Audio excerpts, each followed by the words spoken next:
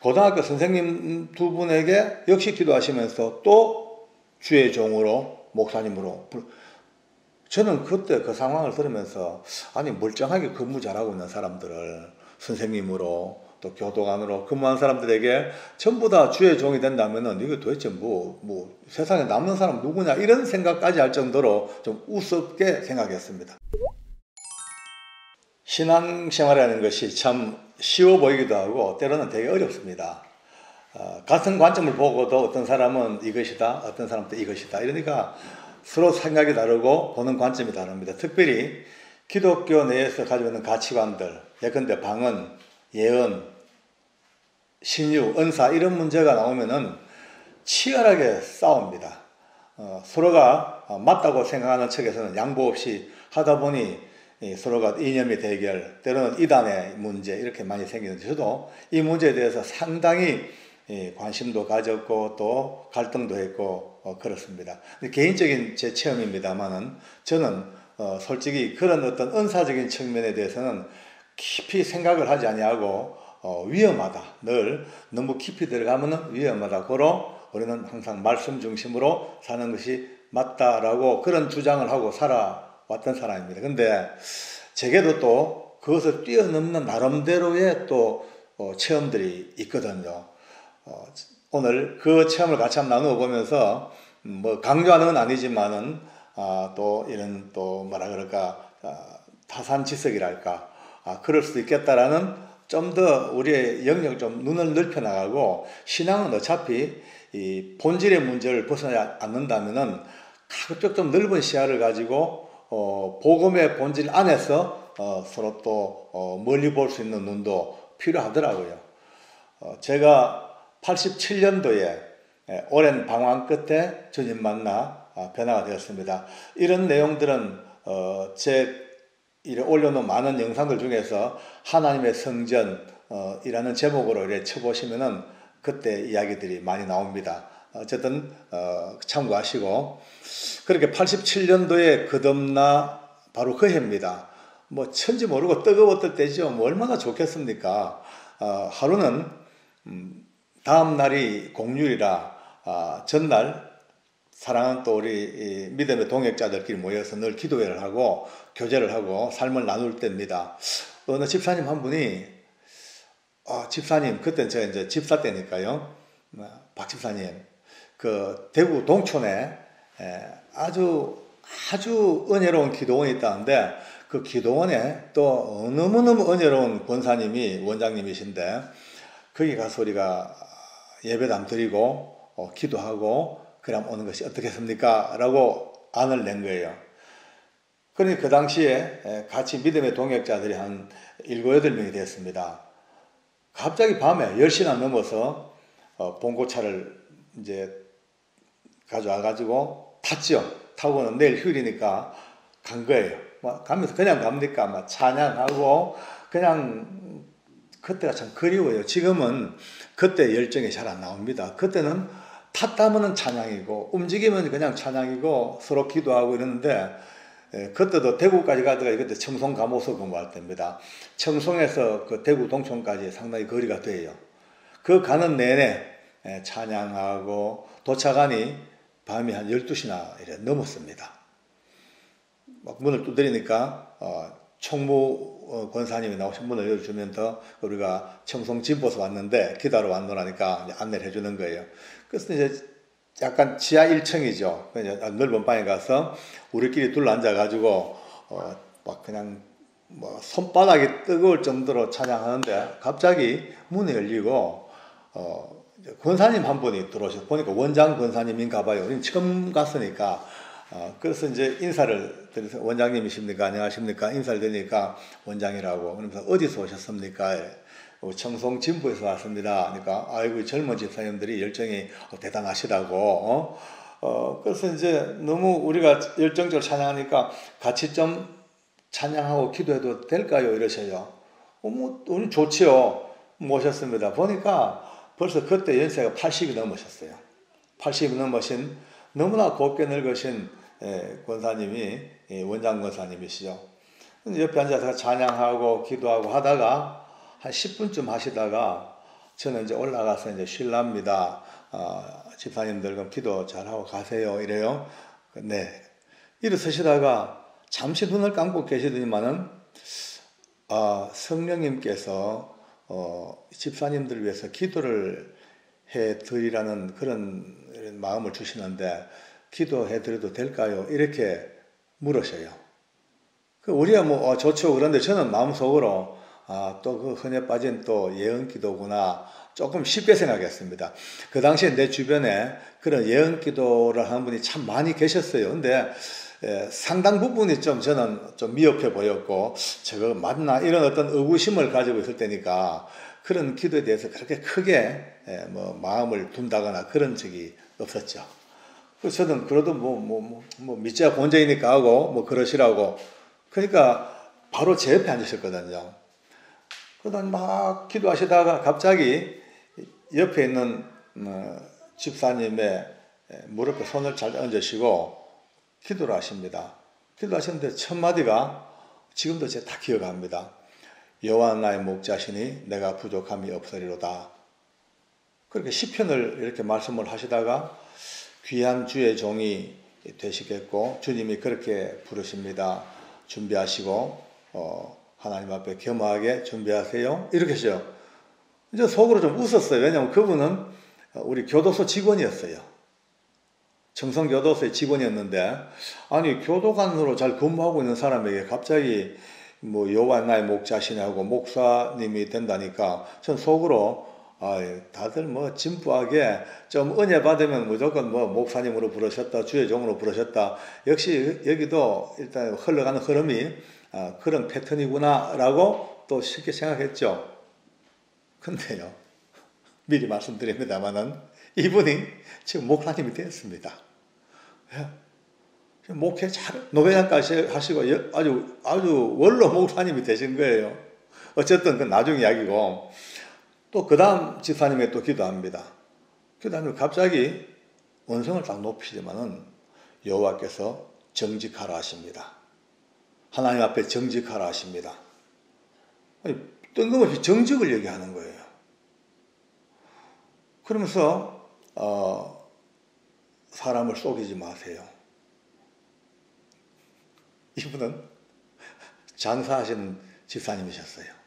조금 뭐 그런 인물도 어쨌든 그렇게 많은 그 사람들에게 좋은 평판을 얻지 못하고는 있었습니다만, 설마 막 제 가슴이 덜컥 내려앉더라고요. 또 그 다음 기도하셨는데, 우리는 처음 본 사람이거든요. 그죠? 그분하고는 처음 봤고 서로 교류가 없습니다. 한참 기도하시다가 하나님께서 집사님에게 귀한 찬양의 은사를 주셨는데 잘 사용하시고, 특히 영어를 많이 공부해 놓으세요. 하나님께서 필요할 때 되시면 꼭 하나님 앞에 급히 부름받는 쓰임 받아야 합니다. 이렇게 기도를 하고 그러고 돌아오는 거예요. 저는 이제 갑자기 그때 제가 놀랐습니다. 그 집사님이 우리 교회 성가대 지휘하시는 집사님이셨거든요. 참 찬양의 은혜를 많이 받으신 분인데, 이분에게 뜬금없이 찬양의 은사를 주셨다고 딱 첫 마디가 그렇게 하면서 영어를 공부하라고. 또 이분은 지금 장로님이 되셔가지고 우리 교회 아주 수석 장로님이십니다. 찬양의 은사. 근데 미국도 다니면서 찬양으로 부름받아 또 영광을 돌리기도 하고.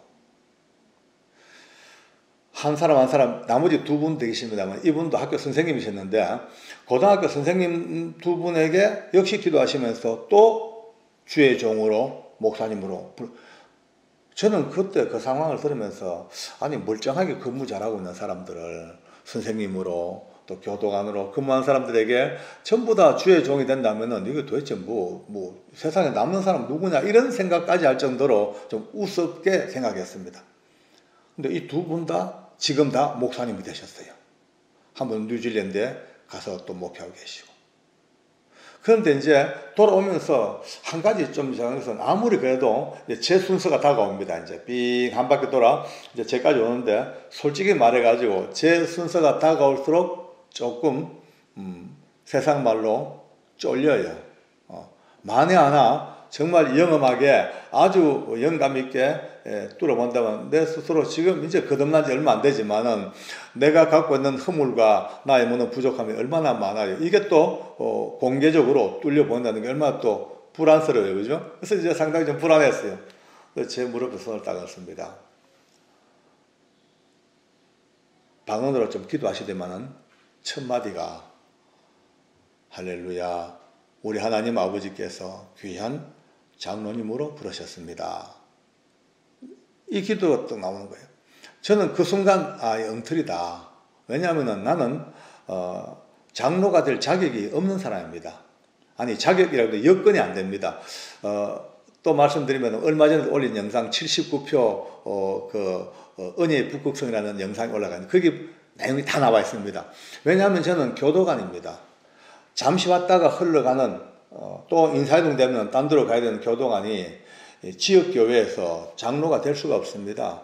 20년, 30년 교회를 섬기고 있어야만이 장로 투표가 되든지 하지. 저는 잠시 왔다가 가는 교도관이고 또 저는 그때 서리집사입니다. 거듭난 지 얼마 안 되는 서리집사. 우리 교회에 얼마나 많은 연세 많은 안수집사님들이 포진되어 있는데 저는 장로가 안 되죠. 생각이. 근데 이 권사님이 딱 기도 첫 마디에 할렐루야 귀한 장로님으로 부르셨습니다 할 때마다 속으로 아닌데 싶었는데 그 다음 계속 기도가 이어집니다. 그런데 하나님이 장로로 부르시더라도 절대 교만하지 마세요. 자랑하지 마세요. 교만하면 안 됩니다. 자랑하면 안 됩니다. 하나님께서 은사를 주셨네요. 핀셋으로 갇힌 자들, 고통받는 자들 핀셋으로 끄집어내시 쏙쏙 하나씩 끄집어내어서 그들에게 은혜를 주고 빛을 주는 그런 장로님으로 부르셨습니다. 그리고는 그 다음 말씀이 하나님께서 집사님에게 말씀을 주십니다. 고린도후서 6장 8절로 10절 평생의 말씀입니다. 깊이 명심하세요. 그리고는 우리 자라 그러고 올라가셨어요. 저 얼른 찾아봤죠. 고후 6장 8절로 10절. 그러니까 이게 뭔가 알쏭달쏭한 거예요. 이것도 아니고 저것도 아니고 영광스러운 이름으로 말미암으며 또 욕된 이름으로 말미암으며 뭐 죽는 자 같으나 보라 우리가 살고 뭐 가난한 자 같으나 많은 사람을 부욕케 하고 아무것도 없는 자 같으나 모든 것을 가진 자로다. 뭐 이런 이제 말씀이에요. 그러니까 아니 이것도 아니고 저것도 아니고 참 헷갈리는. 가만히 생각하니까 맞는 것 같다. 왜? 영광의 이름과 욕됨의 이름. 솔직히 제가 얼마나 많은 욕도 얻어먹었습니까? 청송감호소에서 지옥에서 온 박주임 그런 이야기를 들을 정도까지 악한 이름으로도 살아왔던 저였는데 그 욕된 이름과 또 하나님 은혜로 영광스러운 이름 또 가진 거 별로 없죠. 제가요 뭐. 근데 가진 거 없이 가난한 자 같지만 많은 사람을 또 부유하게 해주고 아무것도 없는 자 같으나 또 모든 것을 가진 자로다. 어쨌든 왔다 갔다 하는 좀 그런 말씀을 받았고 그래도 큰 마음을 두지 않았습니다. 솔직히 말해서 뭐 그럴 수도 있겠지라고 50대 50 정도 넘어갔습니다. 그리고 그다음 이제 기도하다 자고 아침에 다시 돌아왔죠.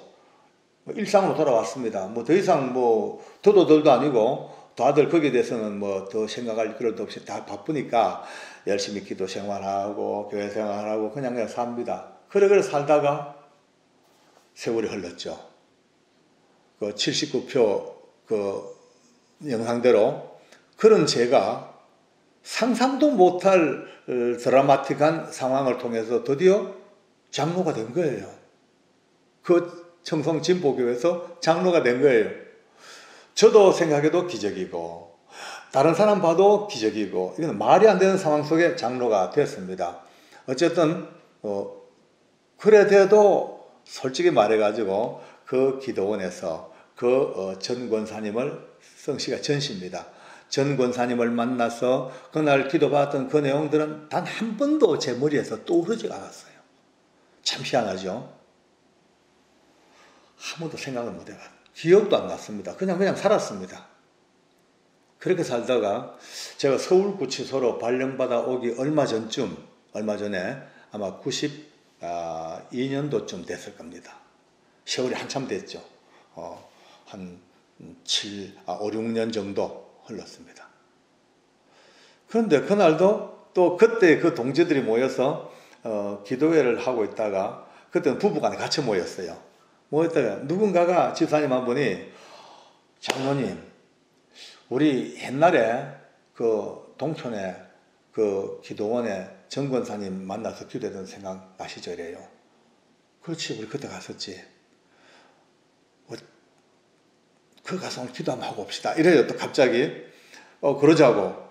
그래가지고 전화를 해보니까, 그 기도원을 다 파시고, 딴 데로 영천 쪽으로 옮겼다는 겁니다. 그래서 이제 그 주소를 다시 알아가지고, 그 밤에 다시 영천까지 간 거예요. 그동안에 나나 우리 집사님 누구나 다 그 기도원에 뭐 권사님하고 통화할 일도 없고 왕래도 없고 거의 그날 갔다 와서 일회적으로 갔다 오거든 근데 다 그냥 잊어버린 상태에서 다시 간 거예요. 가니까 그때도 역시 밤 12시가 넘었습니다. 비는 좀 슬슬 내리는데 이제 그 조그만 기도원의 규모가 너무 작아졌어요. 대구에 그 동천에 있을 때는 참 컸는데 가니까 아주 작아졌어요. 그래도 은혜롭게 잘 이렇게 지어져 있습니다. 이제 봉고차 내려가지고 하니까 또 이제 권사님 나오셔가지고 총무 권사님 인사하고 그래 이제 본당 문을 열고 들어갑니다. 이제 저는 인솔자니까 우리 집 사람하고 둘이 제일 뒤에 있어 다 들어가는데 그 원장 권사님이 나오셨어요. 어디서 이리 오셨습니까?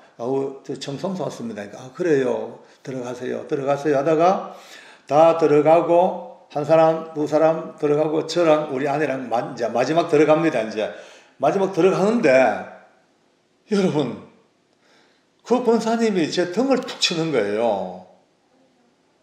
그 어두운 불빛에 뭐 인사나 했습니까? 안녕하세요 이것 봐 했지. 근데 제 등을 툭 치시면서 할렐루야 우리 좋으신 아버지 하나님께서 약속하신 대로 귀한 장로님으로 만들어 주셨군요. 등을 툭 칩니다. 제가 그 순간에 놀래가지고 아니 권사님 저 기억나십니까? 기억나다 말다 평생 해주신 말씀 고린도후서 6장 8절로 10절 맞지요? 또 툭 칩니다. 저 그 자리에서 얼어붙었습니다. 말 한마디 못하고 얼어붙어 순간 성령님이 아니고서는 할 수 없는 일. 인간의 기억력 안 되죠. 그 90이 가까운 그 권사님이 무슨 수로 수많은 사람을 만난 저를 기억하겠어요. 그 밤에 잠시 만나서 기도해주고 평생의 말씀 고린도후서 6장 8절로 10절 그렇게 툭 말씀을 대언해 주시고 같은 그분이 그 밤에 제 등을 치면서 와 얼어붙었죠. 하나님의 역사구나. 정말 그동안 이런 예언인가 이런 하나님의 말씀 앞에서 너무나 오만했구나. 내 아는 내 세계 속에서 다 내가 재단하고 내가 결정했던 게 너무 이 엄청난 앞에서 제가 뭐 그날 기도해 할 것도 없이 은혜를 받은 거예요. 지금 구 권사님은 이미 세상을 떠나셨습니다. 그 이후에 제가 대구 쪽에 또 집회를 갔다가 한번 만나 뵌 적이 있습니다. 그때도 역시 그 말씀 하십니다. 교만하면 안 됩니다. 겸손하셔야 됩니다. 그 은혜 앞에서 오늘도 이렇게 삽니다. 이제는 그날 이후로 물론 제가 이 넓고 넓은 영적인 세계, 은사의 세계, 예언의 세계 이런 것들을 다 그냥 수용하는 건 아니지만은 그러나 옛날보다 눈이 넓어졌습니다. 성령이 역사하시면은 그보다 능히 더한 일도 하실 수 있는 것을 믿고 있기 때문에 제 인생에 있어서 그래서 지금도 제 직분을 감당하면서 혹시 어깨가 좀 올라간다든지 목에 힘이 들어갈 때마다 늘 79표와 함께 구 권사님의 그날 그 조용하면서도 그 은혜로우면서도 무거웠던 말씀 교만하면 안 됩니다. 겸손하십시오. 자랑하면 안 됩니다. 오늘도 여러분과 함께 이 영상을 나누면서 그때 그 은혜를 생각하고 남은 생에 어떻게 살 것인가 가슴 깊이 다짐해보는 시간입니다. 여러분들에게도 동일한 은혜가 있기를 바랍니다. 저는요, 신앙생활 시작하면서부터도 은사에 대해 가지고 상당히 조금 거부감을 가지고 저 멀리서 그냥 방관타듯이 그렇게 본 사람이었습니다. 특히 예언에 대해 가지고 더더욱더 그랬습니다. 예언하는 분들 많이 봤거든요. 보면은 도대체가 저 사람이 자기 생각으로 하는 것인가, 자기가 아는 상식과 정보를 가지고 하나님 말씀을 섞어서 그렇게 지금 하는 것인가, 이런 생각도 많이 해봤고요. 또 주로 들어보면은 길흉화복, 뭐 내일 뭐 어쩌되고 그 다음에 집을 언제 팔 것이며 아이는 어떻게 될 것이며 이런 문제에 이 기도하는 것들을 많이 볼 때마다 저 점쟁이 마찬가지 저게 진짜 저게 예언일까 이러니까 더더욱더 이제 그쪽에서 관심이 멀어지고 거의 이제 거부감마저 느끼고 그렇게 살아왔었거든요. 그런데요, 여러분들. 자, 경험해 봐야 합니다. 그러니까 저도 경험해 보고 맛을 보고 접해 보면은 달라지는데 그렇지 못하면요 영원히 어떤 저와 같이 먼 아웃사이드에서 그렇게밖에 보지 못합니다. 저도요 너무나 충격적인 그런 예언에 접한 경우가 두세 번 있거든요. 제가 이제 서울구치소에서 오랫동안 근무도 하고 법무연수원도 근무하고 이러면서 나름대로 이제 공직자로서 제법 좀 높은 데까지 올라가 가지고 점점 이제 고위층까지 올라갈 이제 준비를 갖추고 있었을 때입니다, 이제. 그런데 개인적으로 집안에 사업을 해요. 집안에서 동생이 이렇게 사업을 하는데 돈이 없으니까 제가 이제 좀 대주기도 하고 또 돈이 모자라면은 대출 받아 이렇게 막 한 달, 두 달이 끝나는 게 아니고 계속 이어지니까 또 대출, 또 모자라면 또 대출. 요즘처럼 은행 공동전산망이 돼 있으면은요, 일정 기간 대출되면 더 이상 안 됩니다. 근데 그때는요, 공동전산망이 되기 전이니까 각 은행별로 가면 다 주는 거예요. 그러니까 대출 통장이 이렇게 쌓여야 돼요, 이렇게. 어쩌요? 우선 사업을 망하지 않기 위해서는 계속 공급해야 되니까. 하다 보니까 이제는 한계에 딱 찼어요. 어느 정도 한계냐? 제가 매월 받는 봉급보다 나가는 이자가 훨씬 더 많아진 거예요. 그러니까 이거는 이미 기업으로 말하면 부도지요. 뭐 개인 부도지요. 가계 부도입니다. 굉장히 참 힘들었습니다. 저희 아내와 둘이 늘 이 문제 때문에 기도를 합니다. 근데요, 해결책은 안 보여요. 뭐가 사업이 되면 몰라도 점점 더 어려워진단 말이에요. 결국은 목에 딱 찼습니다. 이제 둘이 언론이 사표내야 되겠다. 그만 사직하고 그래 한 20년 넘어 했으니까 이제 퇴직금 다 모으고 명예퇴직금하고 합해가지고 이 부채를 일단 갚자. 그래야지 살지. 더 이상 여기 있다가는 이제 봉급 압류 들어가면은 하나님의 영광이 싹 다 가리워지고 지금까지 했던 역사가 다 그냥 무효화돼 버린다. 그런 마음 먹고 했는데 그래도 막상 그게 못하겠어요. 왜냐하면은 아무리 그래도 지금 그때 IMF 한참 그 막 어려울 때인데 아이들은 아직 어리지요. 예. 먹고 살아야 되죠. 근데 직장마저 그만둬 버리면요. 어떡하겠어요. 그러니까 이러지도 저러지도 못하고 그럴 때에 이 고민을 누구에게 말하겠습니까? 아무에게도 말 못합니다. 저희 어머니 아버지에게도 전혀 말하지 아니하고 저희 교회 담임 목사님도 전혀 알지 못하고 우리 두 부부만 우리끼리만 다 아는 기도 제목입니다. 그런데 어느 날 김포를 갈 일이 있어서 김포 갔다 오다가 무심코 그 얼마 전에 어느 모임에서 목사님 한 번 만나서 소개를 받았는데 서로 명함을 주고받고 아주 이분이 영성이 뛰어나시고 아주 건강한 목회를 잘하고 계시는 특히 예언의 능에 아주 하나님의 은사를 주신 분이 계신다는 그 이야기를 들은 적이 있거든요. 그래서 이제 명함 딱 보니까 그분이 그 근처에 계시는 것 같아요. 그래서 혹시 싶어 전화 드렸습니다. 그러니까 저를 기억하시더라고요. 그러시, 장로님 반갑다고. 그래서 제가 좀 가봐야 되겠냐고 오라. 갔어요. 가서 이제 이런저런 얘기하다가 뭐 전혀 우리는 뭐 그분에 대해서도 저는 잘 모르고 그분도 우리를 위해서 우리 가정도 잘 모르고 서로가 모르는 사이죠. 그래서 인사만 했으니까. 근데 그 한참 얘기하다가 갑자기 이분이 장로님 기왕 오셨으니까 성령님께서 아마 기도를 해드리도록 그렇게 저를 이렇게 감건한 것 같은데 기도를 한번 해드려도 되겠습니까? 이래요. 그래서 안 그래도요, 제가 내심 그런 마음이 있었는데 차마 말은 못하고 있었죠. 근데 그럼 좋다고요. 그러니까 이분이 이제 기도 시작하기 전에 특이하게도 소형 소니 녹음기에다가 카세트 테이프를 딱 집어넣고요. 따가닥 하더니만은 녹음을 하겠습니다. 이래요. 전 깜짝 놀랐어요. 기도를 녹음하는 건 처음 봤거든요. 좀 의아하게 보니까 장로님 제가 녹음한 이유가 두 가지입니다. 첫째, 쓸데없는 이단 시비에 휘말리지 않기 위해서 정확하게 제가 기도한 것을 남겨놔야 됩니다. 두 번째, 이 테이프는 드릴 테니까 앞으로 장로님께서 일생을 살아가시면서 하나님께서 미리 말씀하신 오늘의 이 이야기들을 이제 어떻게 이루어져 가는가를 직접 확인을 하셔야 됩니다. 저는 속으로요, 자신만만함이 오히려 조금 지나치지 않을까 싶을 정도까지 되더라고요. 어쨌든 이제 기도가 시작됐습니다. 그때부터 충격이었습니다. 네? 대충 이런 얘기입니다. 이제 일일이 다 이제 그대로 이제 살리지 못합니다만은, 사랑하는 아들아, 너가 지금 상당히 많은 번민과 많은 갈등 속에 놓여 있고, 네 진로와 장래를 네가 어떻게 할까에 대해서 고민하고 있지만 걱정하지 마라. 내가 너의 길을 열어주겠다. 너가 지금은 물질 때문에 많은 고통을 안고 있는데 이래 기도하는데 저는요 진짜 충격을 먹었어요.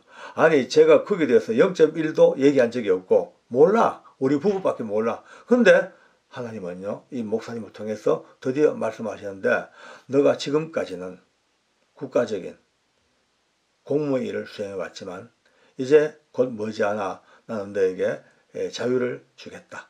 모든 얽매인 것으로부터 벗어나서 이제는 등에 날개를 달고 나의 복음을 들고 온 세상 다니면서 복음을 전가하는 나의 일꾼으로 내가 너를 불렀노라.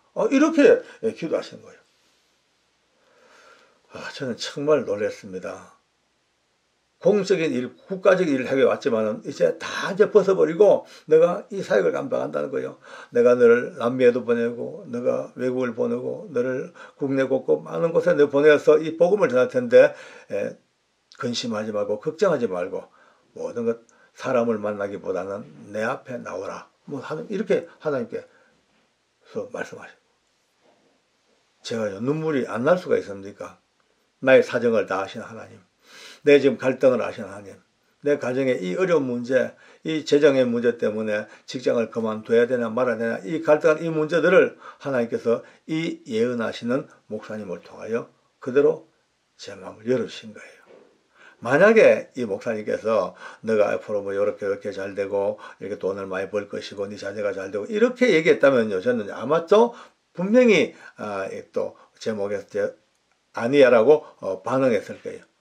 근데 너무나 철저하게 오직 주의 일 위하여 하나님의 역사, 하나님의 일을 위하여 부르시는 그 부름 앞에 할 말이 없더라고요. 제가 충격을 먹었죠.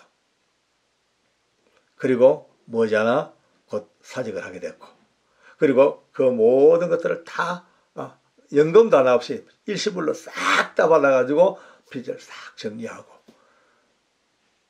많은 사람이 큰일 났다 박효지, 연금도 없고 집도 없고 이 IMF 판에 청소부 자리 하나 나도 대졸 출신들이 막 몰려오는 이 판에 멀쩡한 직장 버리고 이제 나가서 이제 죽었다라고 다 생각했죠. 저도 깝깝했지만은 이제 하나님으로부터 받았던 은혜의 말씀이 계시니까 더더욱더 담대함이 생기더라고요. 그날 저희 아내와 함께 손들고 기도했습니다. 하나님, 우리는 아무것도 없습니다. 이제 직장도 없고 가진 것도 없고 예금도 없고 거지도 동양깡통에 비상금 여댕깁니다만 저는 그것도 없습니다. 하나님, 우리는 하나님밖에 없습니다. 도와주십시오. 하나님 붙들고 살겠습니다. 그날 이후로 지금까지 정말 우리 신실하신 아버지께서는 성경 말씀대로 발이 붙어지도 아니하고 신발과 의복이 헤어지지도 아니하고 지금까지 하나님이 은혜로 끌고 오셔서 지금까지 오신 거 정말 은혜고, 그 하나님이 미리 말씀하신 그 언약이 이루어진 것을 오늘도 가슴에 담고 그저 감사 매일 감사로 사는 겁니다. 우리 담임 목사님 집사 때입니다. 목회하기 전에 집사님 때 은혜 받았거든요. 성령 충만 받았습니다.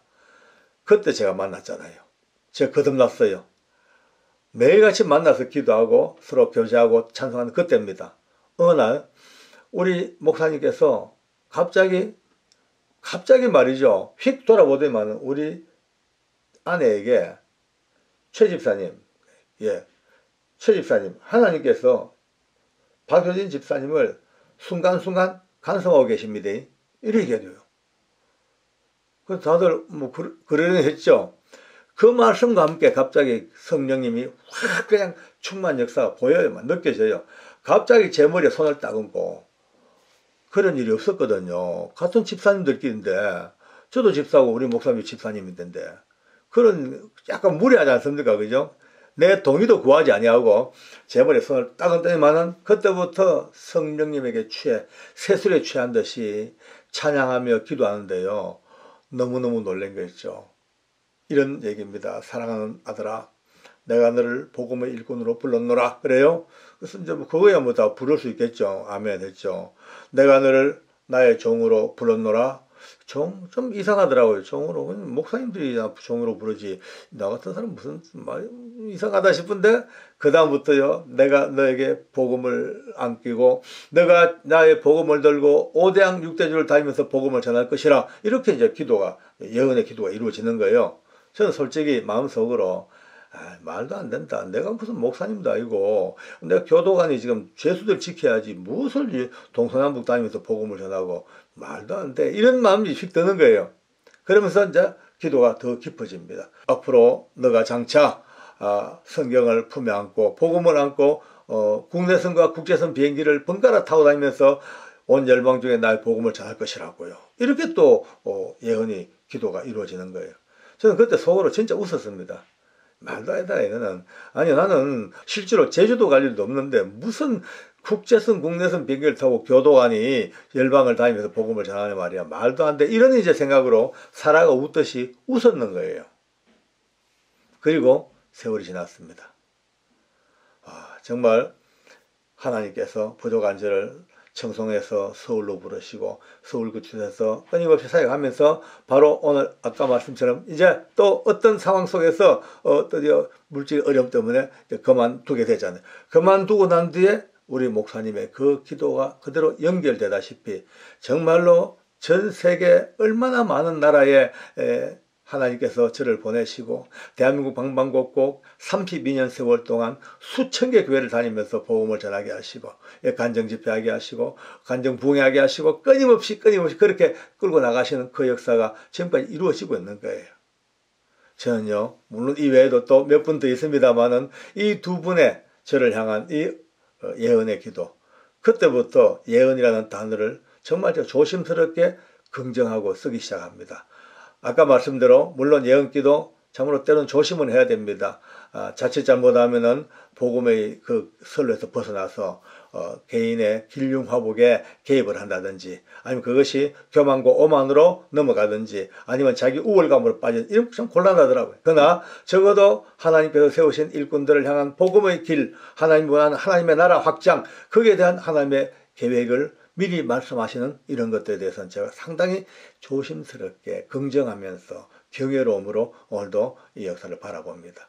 오늘 이 영상을 같이 하시는 우리 동역자, 그리고 사랑하는 가족 여러분들, 우리 주변에서 하나님은 때로는 상식을 뛰어넘는 초월적인 역사를 이루어내십니다. 때로는 깊은 우리의 비밀을 말씀하기도 하시고, 장래에 이루어질 하나님의 나라를 말씀하게 하시고, 하나님께서 이루어질 교회의 비전을 말씀하게 하십니다. 얼마나 놀라운 하나님의 역사가 마지막까지 이루어갈 것인지를 떨며 두려움으로 감사하면서 달려가겠습니다. 오늘 이 영상을 통해서 하나님의 은혜가 우리 모두에게 함께 하시길 원합니다. 기도하겠습니다.